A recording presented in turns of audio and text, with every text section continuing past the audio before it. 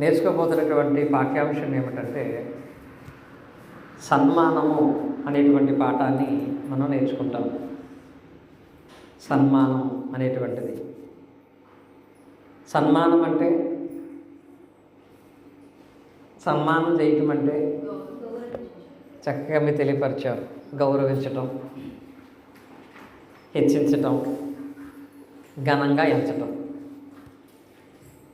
దీనినే మనం చదువుకున్నటువంటి కీర్తనల భాగములు అయితే 4వ అధ్యాయం 2వ వచనములో దేవుడు ఎవరిని సన్మానించట్లేదని మాట్లాడుతున్నాడంటే ఆ వాక్య భాగంలో ఎవరిని గౌరవించట్లేదంట.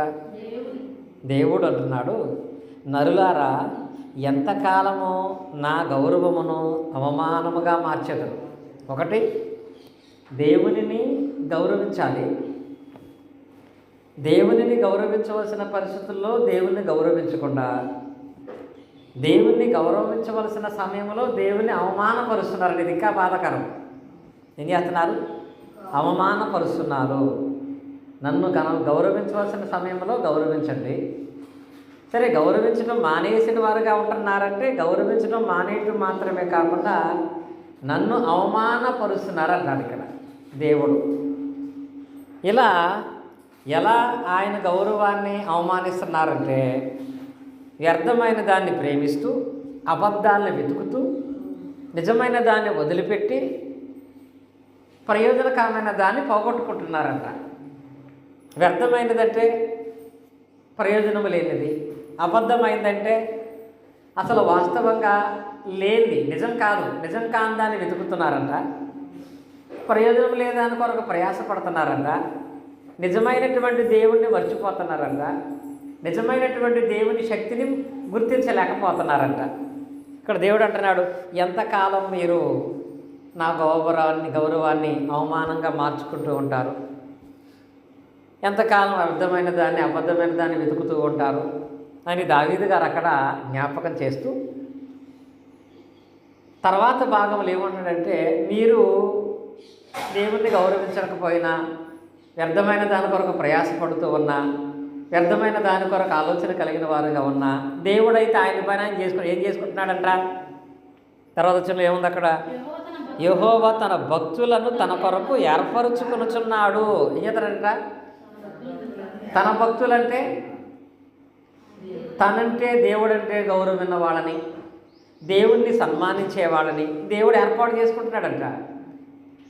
మీరెంతకాలం దేవుని గౌరవం లేకపోయినా, దేవుని గౌరవాన్ని అవమానానికి మార్చినా, దేవుడు ఏం చేసే పనులు ఉన్నాడంటే ఎవరైతే తను సన్మానిస్తున్నారో, ఎవరైతే తను గౌరవిస్తున్నారో వారిని ఆయన సమకూర్చే పని చేస్తున్నాడు.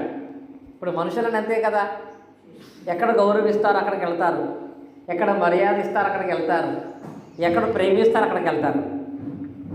నువ్వు ప్రేమించట్లేదని ఎక్కడికి వెళ్ళటం మానేస్తారా? నువ్వు గౌరవించడం ఎక్కడికి వెళ్ళటం మానేస్తారా? కనుక మనుషులే గౌరవించే చోటకు వెళ్తారు, మర్యాదలు లేని చోటకు వెళ్ళరు. దేవుడి గురించి కూడా దావీదు గారు అంటున్నాడు, కొంతమంది దేవుణ్ణి గౌరవించట్లేదు, కొంతమంది వ్యర్థమైన దాన్ని అబద్ధమైన దాన్ని వెతుకుతున్నారు. కానీ దేవుని ప్రేమించే వాళ్ళు ఉంటారు కదా, వాళ్ళని దేవుడు పోగు చేసుకుంటున్నాడు, తన కొరకు వాళ్ళు సిద్ధం చేసుకుంటున్నాడు. దేవుడు వాళ్ళకే దేవుడిగా ఉంటాడు, వాళ్ళకే తండ్రిగా ఉంటాడు, వారే దేవుని యొక్క ప్రేమను పొందుకునే అవకాశాలు కలిగిన వారుగా ఉంటారు. మీరైతే ఆశీర్వాదాన్ని పోగొట్టుకుంటారేమో జాగ్రత్త అని కీర్తన గ్రంథములో ఇక్కడ కీర్తనకారుడు తెలియపరుస్తున్నాడు. కనుక అలా ఒకవేళ మనం ఆలోచన చేస్తే దేవుని గౌరవాన్ని ఎప్పుడైనా మనం అవమానించే వారంగా ఉంటున్నామేమో, దాన్ని మనం మార్చుకోవాలి. దేవుని గౌరవాన్ని అవమానపరచటం, దీన్నే దేవుణ్ణి సన్మానించవలసిన మనం దేవుణ్ణి మనము అపహాస్యం చేస్తున్నామేమో. ఇంగ్లీష్లో సన్మానం అనే దాన్ని హానర్ అంటారు, ఇంకొక చోట అయితే గ్లోరీ అంటారు. అందరికీ తెలుసు, గ్లోరీ కార్డ్ అంటే దేవునికే మహిమ కలగాలి. కనుక దేవునికి చెందాల్సిన మహిమను దేవునికే ఇచ్చేవారుగా ఉండకుండా ఆ మహిమను ఒకవేళ మనము అవమానకరంగా మార్చే పని చేస్తే ఎలా ఉంటుంది అనే దాంట్లో 3 విషయాలు నేర్చుకుంటాం మనం. ఒకటి, దేవునికి చెందవలసిన సన్మానాన్ని గౌరవాన్ని, మహిమను దేవునికి ఇవ్వనప్పుడు దేవుడు వారి పట్ల ఎలాంటి నిర్ణయం తీసుకుంటాడు అనేదాన్ని మనం చూసినట్లయితే సంఖ్యాకాండములోకి మనం వెళదాం. సంఖ్యాకాండము 20వ అధ్యాయము 12వ వచనం. సంఖ్యాకాండము 20వ అధ్యాయము 12వ వచనం. అప్పుడు యెహోవా మోషే అహరోనులతో, మీరు ఇశ్రాయేలు కన్నులెదుట నా పరిశుద్ధతను సన్మానించినట్లు నన్ను నమ్ముకొనకపోతిరి గనుక ఈ సమాజమును నేను వారికి ఇచ్చిన దేశంలోనికి మీరు తోడుకొని పోరని చెప్పాను అనే మాట రాయబడింది. ఇక్కడ దేవుడు ఇశ్రాయేలు జనాంగానికి ఐగుప్తు దేశంలో బానిసలుగా బాధపడుతున్నప్పుడు ఒక వాగ్దానం చేశాడు. ఏం చేశాడు? ఐగుప్తు చెరలో ఎన్నో బాధలు పడుతున్నారు. వాళ్ళు భయంకర శ్రమను అనుభవిస్తూ దేవునికి ప్రార్థన చేస్తున్నారు. అయ్యా మమ్మల్ని విడిపించు అని ప్రార్థన చేస్తున్నారు. అలా ఇశ్రాయేలులందరూ దేవునికి మొరపెట్టినప్పుడు ఇశ్రాయేలు జనాంగం మొత్తానికి దేవుడు ఒక వాగ్దానం చేశాడు. ఏమైనా తెలుసా? మిమ్మల్ని ఐగుప్తు నుంచి విడిపించి ఎక్కడ నడిపిస్తానన్నాడు? కానాను దేశమైన పాలు తేళ్లు ప్రవహించే దేశానికి నడిపిస్తాను అని అన్నాడు. ఇలా ఇశ్రాయేలులందరికీ దేవుడు వాగ్దానం చేశాడు. ఆ వాగ్దానములకు నడిపించే బాధ్యత ఎవరికి ఇచ్చాడు? మోషే గారికి ఇచ్చాడు. మోషే దేవుని చేత ఏర్పరచబడిన నాయకుడుగా ఐగుప్తుని విడిపించి కానాను దేశానికి వాళ్ళు తీసుకుంటూ వెళుతున్నాడు ఒక నాయకుడిగా. ఇలా దేవుని యొక్క ఆశీర్వాదము చేత ఇశ్రాయేలు ప్రజలు నడిపిస్తున్నటువంటి మోషే ఒకే ఒక రోజు అండి దేవునిని సన్మానించవలసినప్పుడు సన్మానించలేదు. అంటే దేవుణ్ణి గౌరవించవలసినప్పుడు దేవుణ్ణి గౌరవించలేదు. ఒక్కసారే. మిగతా సారి అంతా చాలా బాగున్నాడండి. ప్రజలందరూ బాధ పెట్టినా బాధపడలేదు. దేవుని నామాన్ని దూషించినా ఏం బాధపడలేదు. దేవుని నామాన్ని బట్టి ఇతను అవమానించినా ఏం బాధపడలేదు.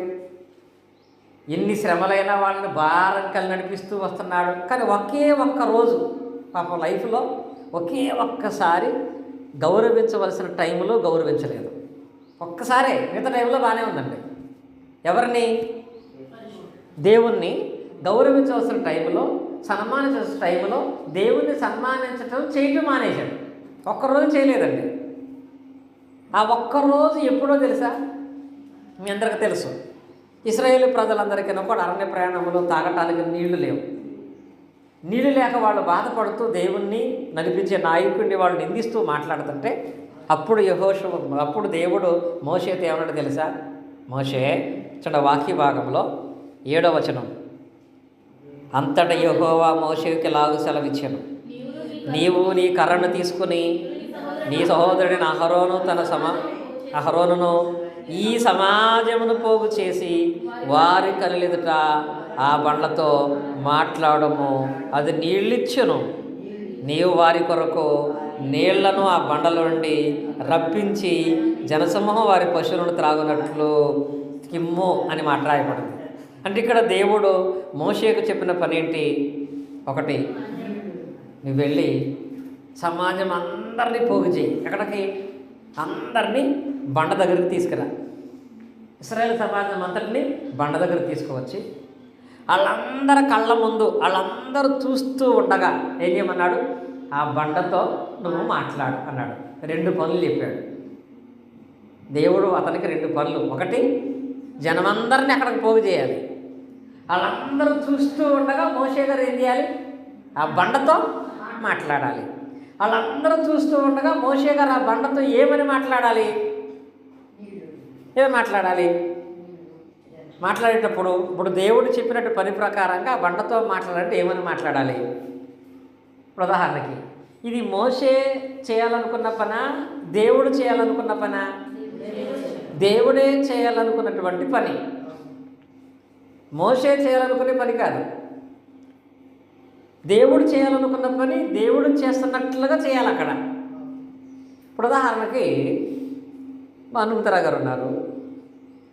మా సువర్ణని, అమ్మ హనుమంతరావు గారి దగ్గర 1000 రూపాయలు నేను నమ్మనని తీసుకొని ఆ 1000 రూపాయలు తీసుకుని మందిరానికి ఒక మంచి వస్తువు తీసుకురమ్మని చెప్పాను. నేను హనుమంతరావు గారి దగ్గరికి వెళ్ళి నేను ఇమ్మనని డబ్బులు పట్టరమన్నా. ఇప్పుడు సువర్ణ వెళ్ళి హనుమంతరావు గారి డబ్బులు ఏమని అడగాలి? డబ్బులు ఏమని అడగాలి? 1000 రూపాయలు ఇవ్వు అని అడుగుతుందా? ఏమడగాలి? సహోదరులు రాజ్ కుమార్ గారు లేకపోతే బ్రదర్ గారు, అన్నయ్య 1000 రూపాయలు ఇమ్మనడం అడగాలి. అంటే అక్కడ ఎవరి పేరు ప్రస్తావించాలి? నా పేరు ప్రస్తావించి డబ్బులు తీసుకోవాలి కదా. అప్పుడు అక్కడ ఆయన నా పేరుకి గౌరవిస్తాడు, అక్కడ నాకు ఇచ్చినట్టుగా భావిస్తాడు. అవునా కదా? ఏం వెళ్ళి నాకు 1000 రూపాయలు అని బలవంతంగా లాక్కొచ్చింది అనుకో, తీసుకొచ్చినప్పుడు అది ఎవరు తీసుకొచ్చినట్టుగా ఉంటుంది? సువర్ణ. అలాగే మోషే కూడా బండతో మాట్లాడమన్నప్పుడు ఏమని మాట్లాడాలి? ఇశ్రాయేలు ప్రజలారా, ఐగుప్తు దేశానికి విడిపించినటువంటి మన దేవుడు, ఎర్ర సముద్రం దాటించినటువంటి మన దేవుడు, అరణ్యములో మన్నానేసినటువంటి మన దేవుడు ఈరోజు మనందరికీ ఈ బండలో నుంచి నీళ్ళు ఇద్దామనుకుంటున్నాడు. యెహోవా దేవుని బట్టి ఈ బండలో నుంచి నీళ్లు మనందరికీ వస్తాయని మాట్లాడాలి. అది అక్కడ ఆ సమయంలో దేవుడిని సన్మానించే పని. అందుకే దేవుడు అందరూ చూస్తూ ఉండగా నువ్వు ఆ బండతో మాట్లాడు అన్నాడు. కానీ మోషే చేసిన పని ఏంటో తెలుసా? ఒకటి, ఆ వాక్యంలో చూసినట్లయితే, ఒకటి అతను చేసినటువంటి పనిలో 9వ వచనం, యెహోవా అతనికి ఆజ్ఞాపించినట్లు మోషే ఆయన సన్నిధి నుండి ఆయన కర్ర తీసుకుని పోయాను. తర్వాత మోషే అహరోనులో ఆ బండెదుట సమాజమును పోగు చేసి అతడు వారితో ద్రోహులారా వినుడి. ఏమన్నాడు ఇక్కడ? అంటే ఎవరిని అవమానిస్తున్నాడు? దేవుని ప్రజల్ని ద్రోహులారా అన్నాడు. ఒకటి. రెండవది ఏమన్నాడు ఇక్కడ ఆయన? మేము ఈ బండలో నుండి మీ కొరకు నీళ్లు రప్పించవాలేనా అన్నాడు. మేమంటే ఎవరు? అహరోను, మోషే. మేము ఇవ్వాలా అన్నాడు. అక్కడ మేము రప్పించాలి ఇప్పుడు మీకోసం అన్నాడు. నిజంగా రప్పించాల్సింది ఎవరు? అక్కడ ఎవరిని జ్ఞాపకం చేయలేదు, దేవుణ్ణి జ్ఞాపకం చేయలేదు. అక్కడ ఆ కార్యంలో దేవుని గౌరవం రావాలి.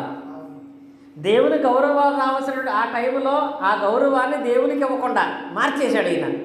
మేము ఇవ్వాలా, దేవుడు ఇస్తున్నాడు అంటే గౌరవం. మేము ఇవ్వాలా అంటే అది స్వార్థము, గర్వంతో కూడిన మాటగా ఎంచబడింది. మేమివ్వాలా అని చెప్పి ఆయన ఆ బండను కొట్టాడు. అంటే దేవుని సన్మానించే మాటలు మాట్లాడలేదు, దేవుని మాటకి గౌరవం కూడా ఇవ్వలేదు. మాటకు గౌరవం ఇవ్వటం అంటే ఏం చేయాలి? గౌరవించినోడైతే బండతో మాట్లాడాలి. ఏం చేశాడు? కొట్టాడు. అంటే మాటకి గౌరవం లేదు, వ్యక్తిగా దేవునికి గౌరవం లేదు. అక్కడ ఇచ్చాడా? మాటకి ఇవ్వాల్సిన గౌరవం మాటకి ఇవ్వలేదు. ఆయన చేయమంది ఒకటి, ఈయన చేసింది ఒకటి. వ్యక్తిగా కూడా ఆ గౌరవం దేవునికి తగ్గినట్లుగా మాట్లాడలేదు కూడా. ఎప్పుడైతే ఈ రెండు చేయలేదో అప్పుడు దేవుడు అన్నాడండి వాక్య భాగంలో మనం చదువుకున్న దాంట్లో ఏమన్నాడు? అప్పుడు యెహోవా మోషేతో అహరోనులతో, మీరు ఇశ్రాయేలు కలిదుట నా పరిశుద్ధతను సన్మానించలేదు, సన్మానించినట్లు మీరు నన్ను నమ్ముకోలేదు. సన్మానించడం ఏమనుకున్నాం? గౌరవించడం. మోషే అంటున్నాడు, నీ ఇశ్రాయేలు నీవు నన్ను సన్మానించలేదు, గౌరవించలేదు. అంటే దేవుడే మీకు ఈ గొప్పదైనటువంటి బండలో నుంచి నీళ్ళు ఇస్తున్నాడని నా నామాన్ని అక్కడ నువ్వు గౌరవించి సన్మానించలేదు. నా మాట ప్రకారంగా నువ్వు బండతో మాట్లాడాలి, బండతో మాట్లాడకుండా కొట్టావు. నువ్వు ఇవ్వాల్సిన టైంలో గౌరవాన్ని నాకు ఇవ్వలేదు కాబట్టి, పైగా ఆ గౌరవాన్ని అవమానకరంగా దేవుని ప్రజలను దూషించి మేము ఇవ్వాలంటావా ఇప్పుడు మీకు ఇలాంటి వాడికి? మేము చెప్పాలంటావా? మేము రావాలంటావా అని తనేదో చేస్తున్నట్లుగా భావించి ఎప్పుడైతే అహంకారంగా మాట్లాడాడో,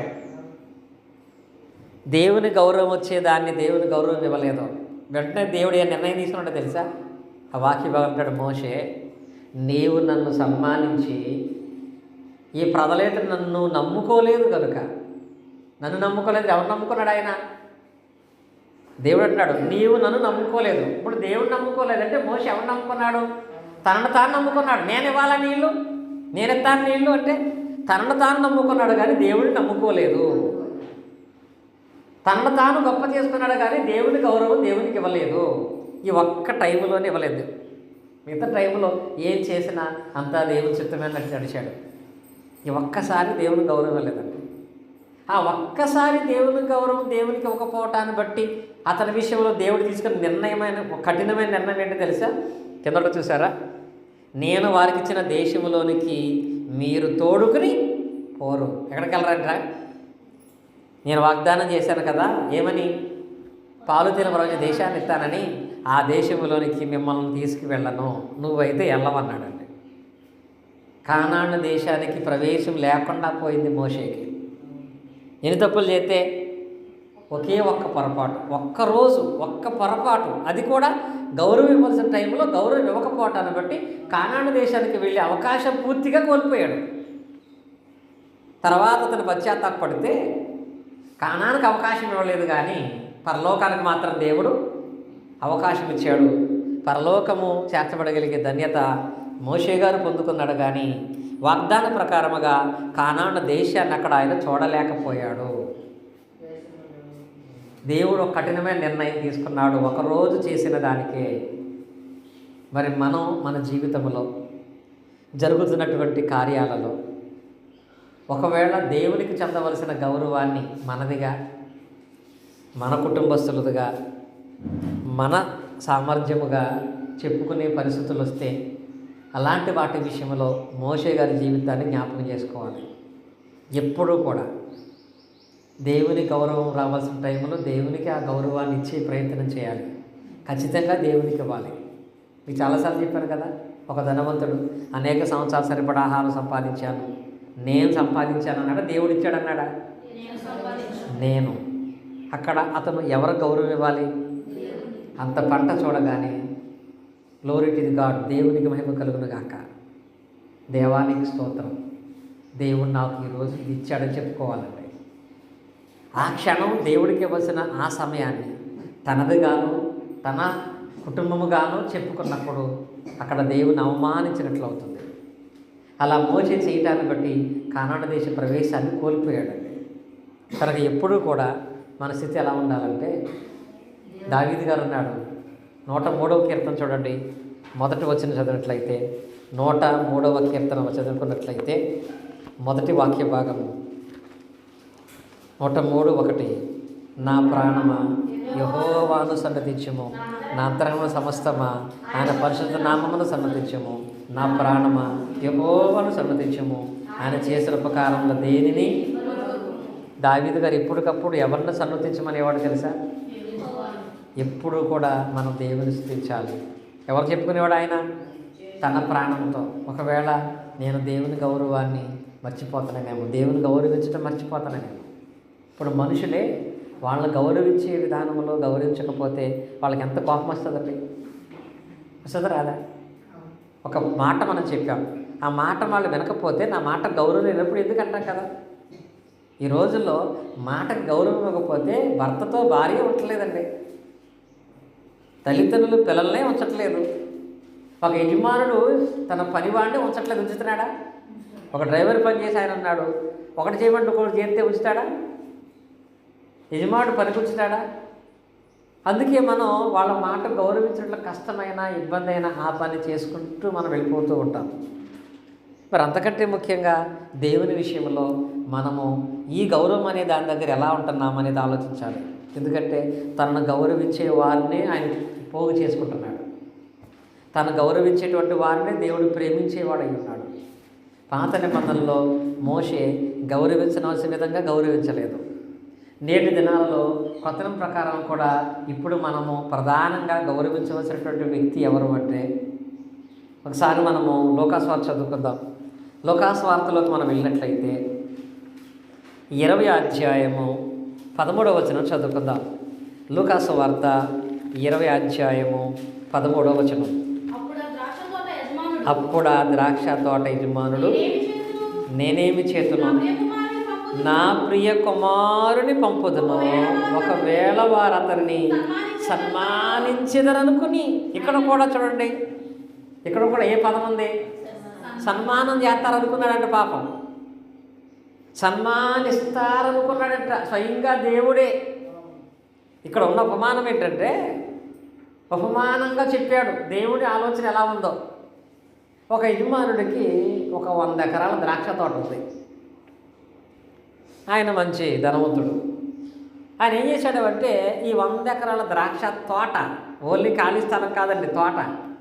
ఇప్పుడు మనం ఎవరికైనా వ్యవసాయం చేయడానికి భూమిని ఎప్పుడు ఇస్తాం?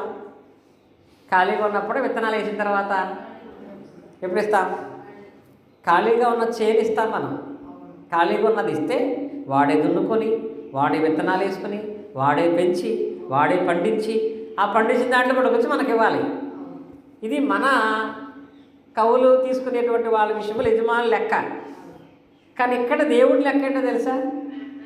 ఆయనే భూమిని చదును చేసి, ఆయనే విత్తనాలు వేసి, ఆయనే ద్రాక్ష తోట పెంచేశాడు. ఇక్కడ ద్రాక్ష తోట ఇచ్చాడు. ద్రాక్ష తోట వేసుకోవడానికి స్థలం ఇవ్వాల. ద్రాక్ష తోట కవులకి ఇచ్చి, అయ్యా మీరు జాగ్రత్తగా దీన్ని బాగా పెంచి పంట పండించుకొని నాకు రావాల్సిన కవులు నాకు ఇచ్చేయమన్నాడు. ఈ దాసులందరూ ఆ 100 ఎకరాలు కూడా కొంతమంది తీసుకున్నారు. బాగా పండింది, ద్రాక్ష పంట అంతా ఇద్దరు తెచ్చుకున్నారు. అప్పుడు ఆ యజమానుడు పంపించాడు, వాళ్ళని అడిగి నా కవులు నాకు పట్టరమ్మని. ముందు దాసులు పంపిస్తే వీళ్ళ కవులు ఇవ్వలేదండి. పంపించిన వాళ్ళు కొట్టారు. పంపించడం ఏం చేశారు? కొట్టారండి. అలా ఉంటే ఎవడైనా పొలం ఇస్తాడా? ఇస్తాడండి. అసలు కొన్ని సందర్భాల్లో వరద వచ్చి, లేకపోతే తుఫాన్ వచ్చి, నీళ్ళు లేక పంట పండకపోయినా 18 బస్తాలంటే ఖచ్చితంగా ఒక్క బస్తా తగ్గించినా ఊరుకోరు. ఎవరు? కౌలుకి ఇచ్చినవాడు. తగ్గించినా ఊరుకోరు, పండలేదన్నా ఊరుకోరు. కొన్నిసార్లు పండినట్టుగా వాళ్ళకి ఇచ్చేస్తూ ఉంటాం, 2 పంటలు చూసుకుందాం అనుకొని. కానీ ఇక్కడ ఆయన అంత కౌలు పెట్టలేదు. బాగా పండింది. పండిన దాంట్లో ఏమన్నా పట్టుకెళ్తే వీళ్ళు ఎంత మూర్ఖంగా ఉన్నారంటే, కౌలు అడగటానికి వచ్చిన వాళ్ళు కొట్టారు. కానీ యజమానుడికి కోపం రాలేదండి. కొట్టారా, సర్లే వాళ్ళే మార్చుకుంటారులే, వాళ్ళే పర్లేదులే, ఒక తప్పు చేసినా పర్వాలేదులే, వాళ్ళు కొట్టినా పర్వాలేదులే అని యజమానుడు క్షమించాడు తప్ప వెంటనే వాళ్ళ మీద కఠినమైన తీర్మానం తీసుకోలేదు. అలా 2-3 పంపించిన 2-3ని కొట్టేశారు వాళ్ళు. అప్పుడు అనుకున్నాడు ఆయన, వీళ్ళని కాదు కానీ నా కొడుకుని పంపిద్దాం. నా కుమారుడు వెళ్తే నన్ను ఎంత గౌరవించాలో అంతా నా కుమారుడు గౌరవిస్తారు, నా కొడుకుని సన్మానిస్తారు.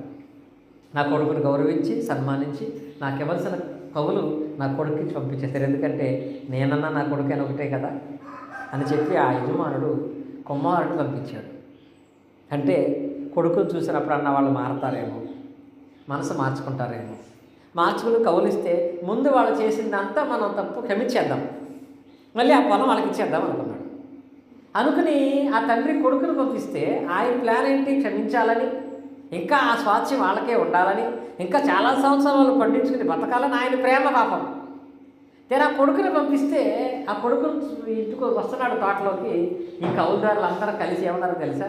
అడుగో యజమానుడు కొడుకు వస్తున్నాడు, అసలు వారసుడు వాడే, ఈ వారసుడినే చంపేస్తే ఈ పొలం మనకు స్టాండర్డ్గా ఉండిపోద్ది కదా అన్నాడు. అని రాగానే ఆ కొడుకును కట్టుకుని అదే ద్రాక్ష తోటలో భయంకరంగా కొట్టి గాయపరిచి రక్తం కార్చి చంపేసి ద్రాక్ష తోట ఎలుకలు గిరిచి పడేశారు, చంపేశారండి. అప్పుడు అలాంటప్పుడు ఆ యజమానుడు ఇంకా క్షమిస్తాడా? అప్పుడు ఆ యజమానుడు చేసాడు తెలుసా? మొత్తం ఆ కాపలందరూ లైన్గా నిలబెట్టించి తన సైన్యాన్ని తీసుకొచ్చి అందరి తలకాయలు నరికిచ్చేశాడు. ఇక్కడ ఈ ఉపమానంలో యజమానుడు దేవుడు అయితే, వచ్చిన కుమారుడు క్రీస్తు అయితే, ఆ కవులు తీసుకున్నటువంటి వాళ్ళు ఎవరో తెలుసా? మనమే. ఆ కవులు ఏంటో తెలుసా? దేవునికి ఇచ్చే గౌరవం, దేవునికి ఇచ్చే సమయం, దేవునికి ఇచ్చే విలువ దేవునికి ఇవ్వటం. నీకు రావాల్సిందని నువ్వు తీసుకుంటున్నావు, దేవుడిని కూడా నువ్వు తీసుకోవటం అంటే ఆయన గాయపరచటమే. క్రీస్తును అంగీకరించకపోవటం కూడా ఆయన గాయపరచటమే. ఇప్పుడు క్రీస్తునే పక్కన పెట్టి క్రీస్తునే బయటికి గెట్టేశాడు. నేటి దినాల్లో కూడా క్రైస్తవులు అనేటువంటి వాళ్ళు అసలు సంఘానికి క్రీస్తు అనే పేరే తీసేశారు. అంటే వాళ్ళు ఏం చేశారు? అక్కడ క్రీస్తునే బయటికి గెట్టేశారు. క్రీస్తులో లేరు, క్రీస్తు సంఘంలో లేరు, క్రీస్తు నామని ఆరాధన చేయరు, అంతా వారు అనుకున్నట్లుగా వారికి నచ్చినట్లుగా జరిగించుకునేటువంటి వాళ్ళు అయిపోయారు. తండ్రి ఏమనుకున్నాడు? క్రీస్తుని పంపితే వాళ్ళు సన్మానిస్తారనుకున్నాడు. సన్మానించలేదు కనుక వారిని దేవుడు మోషే విషయంలో తీసుకున్న నిర్ణయం ఏమో వాళ్ళకి చేసిన వాగ్దానం వాళ్ళకి లేకుండా చేశాడు. ఈ కౌలుదారు విషయంలో ఆయన తీసుకున్న నిర్ణయం ఏంటంటే ఆ కౌలుదారులందరినీ కూడా పూర్తిగా హతం చేసినట్లుగా లేఖన భాగాలు మనం చూస్తున్నాము. కనుక మనమైతే అలాగుండక ఏం చేయాలి? దేవునికి రావాల్సిన గౌరవాన్ని దేవునికి ఇవ్వాల్సిన సమయంలో దేవునికి మనం ఇచ్చే వాళ్ళగా మనం ఉండాలి. అలా దేవునికి ఇచ్చేటువంటి సమయాలలో ప్రాముఖ్యమైన సమయం ఏంటి? ఈరోజు ఎవరు ఎక్కువగా మహిమపరచబడాలి? ఆదివారం వస్తే ఈరోజు మహిమ దేవునికి చెందాలి, ఈరోజు గౌరవం దేవునికి చెందాలి, ఈరోజు పని వలన దేవుడు కనపరచబడాలి. ఇది దేవుని కొరకు ఏర్పాటు చేయబడింది. మిగతా సమయాల్లో అందరికంటే బాగా కోత కోసి మంచి గౌరవం తెచ్చుకో, అందరికంటే బాగా చదివి మంచి గౌరవం తెచ్చుకో, అందరికంటే బాగా సంపాదించి గౌరవం తెచ్చుకో. ఆదివారం మాత్రం అది దేవుని గౌరవం, దాన్ని నీ గౌరవంగా మార్చుకునే ప్రయత్నాన్ని ఇప్పుడు కూడా మనం చేసే వాళ్ళగా ఉండకూడదు. అలా ఆ గౌరవాన్ని మార్చకుండా దేవుని గౌరవాన్ని దేవునికి ఇస్తే దేవుడు మనలను తన బిడ్డలుగా ఏర్పాటు చేసుకుంటాడు. మనలను తన పరిపూర్ణ ఆశీర్వాద జీవితాలు మనం మారుస్తాడు. కానీ అలాంటి గౌరవము దేవునికి ఇచ్చి దేవుని వల్ల ఆశీర్వాదం పొందాలంటే అసలు ఫస్ట్ మనము దేవుని పేరట దేనికి గౌరవం ఇచ్చేవారుగా ఉండాలి అంటే లేవియాకాండం చదువుకుందాం. చూడండి, లేవియాకాండం చదువుకున్నట్లయితే 26వ అధ్యాయంలో, లేవియాకాండము 26వ అధ్యాయము 2వ వచనం చదువుకుందాం. లేవియాకాండము 26వ అధ్యాయం 2వ వచనం. నేను నియమించిన విశ్రాంతి దినములను మీరు ఆచరింపవలెను. చూడండి, ఇక్కడ నా పరిశుద్ధ మందిరమును సన్మానించాలంట. చూసారు, ఇక్కడ ఏం చేయాలి? నా పరిశుద్ధ మందిరమును సన్మానించుము. ముందు మనం దేవుని గౌరవం ఇవ్వాలంటే దేని గౌరవం ఇవ్వాలి? మందిరమును సన్మానించాలి, మందిర సమయాన్ని గౌరవించాలి, మందిర సమయాన్ని దేవునికి ఇచ్చేటువంటి వారుగా మనం ఉండాలి. అంటున్నాడు దేవుడు, మీరు నా మందిరమును సన్మానించుము. సన్మానించడం అంటే ఏంటో తెలుసా? దగ్గర కదా గౌరవించటం. దేన్ని గౌరవించాలి? మందిరమును మనం గౌరవించాలంటే కొన్ని ప్రత్యేకమైన స్థలాలలో మనం ఆ గౌరవాన్ని చూపిస్తూ ఉంటాం. ఆ గౌరవాన్ని కొన్ని ప్రధాన స్థలాల్లో చూపిస్తూ ఉంటాం మనం. అదేంటో తెలుసా? గవర్నమెంట్ ఆఫీసులకు వెళ్తున్నామంటే చెప్పులు బయటిడిస్తే లోపలికి వెళ్తాం. అదేంటి? ఆ ప్లేసు, ఆ అధికారులు అంటే మనకు గౌరవం, అవునా కదా? అలాగే స్కూలు మాస్టర్ల దగ్గర నిలబడితే చేతులు కట్టు నిలబడతాం. అదేంటి? అది గౌరవించటం. అలాగే అంటున్నాడు దేవుడు, మీరు మందిరమును మందిర సమయాన్ని కూడా గౌరవించాలండి. దానికంటూ ఒక ప్రత్యేకత, ఒక విలువ ఇవ్వాలి, గౌరవం. ఇప్పుడు మన ఇంట్లో ఉదాహరణకి ఒక 3 వ్యక్తులు మన ఇంటికి వచ్చారు. ఒక్క కుర్చీ నీ దగ్గర ఉంది. ఆ కుర్చీలో ఎవరిని కూర్చోబెడతాం మనం? వచ్చిన 3లో ఇప్పుడు ఉదాహరణకి ఇప్పుడు అంటే వ్యక్తిగతంగా చెప్పాలంటే నేను సువర్ణంటికి వెళ్ళాను. సువర్ణంటికి వెళితే మా అబ్బాయి వచ్చింది, జాషువా ఇంటికి వచ్చాడు, నేను ఇంటికి వెళ్ళాను. కుర్చీ ఒకటే ఉంది. ఎవరిని కూర్చోబెడుతుంది? ఇప్పుడు నన్నే కూర్చోబెట్టగల ఉద్దేశం ఏంటి? మా అమ్మాయి అయితే ఆమె పనిచేసి పెడుతుంది, జాషువా అయితే సంపాదించుకొస్తాడు. నేనేంటో తెలుసా? ఒక దేవుని సేవకుడుగా, దేవుని పనిచేసేవాడుగా ఒక గౌరవించడం అంటే నీ దగ్గర ఉన్న వాళ్ళలో నువ్వు ఎవరిని ఎక్కువగా గౌరవించే ఆలోచన కలిగిన వాళ్ళంగా ఉన్నావు. ఇలాగే నీకున్న పనుల్లో, నీకున్న రోజుల్లో ఈ ఆదివారం వచ్చేటప్పటికి నీవు ఎక్కువగా దేన్ని గౌరవిస్తున్నావు? దేవుని మందిరాన్ని అయితే నువ్వు దేవుని మందిరంలో కూర్చుంటావు. దేవుడు అంటున్నాడు, నీవు మందిరమును సన్మానించు. సన్మానించడం అంటే పూజించడం కాదండి. సన్మానించడం చెప్పి మనము గౌరవించడం. కనుక దేవుని మందిరాన్ని సన్మానించాలి, దేవుని నామాన్ని సన్మానించాలి, దేవుని గౌరవాన్ని దేవునికి మనం ఇచ్చేవారిగా మనం ఉండాలి. అలాంటి వారిని మాత్రమే దేవుడు ఇప్పుడు ఏర్పాటు చేసుకుంటున్నాడు. ఇది ఒకటైతే ఇంకా రెండవది ఇదే పాఠంలో దేవునిని సన్మానించాలి. అలా సన్మానించకపోతే దేవుడు మన పట్ల తన నిర్ణయాలు మార్చుకుంటానని నేర్చుకున్నాం కదా. అలాగే మనుషులకు సన్మానాలు చేయొచ్చా? మనుషులతో సన్మానాలు చేయించుకోవచ్చా? ఇది కూడా ఒక ప్రాముఖ్యమైనది. మనుషులు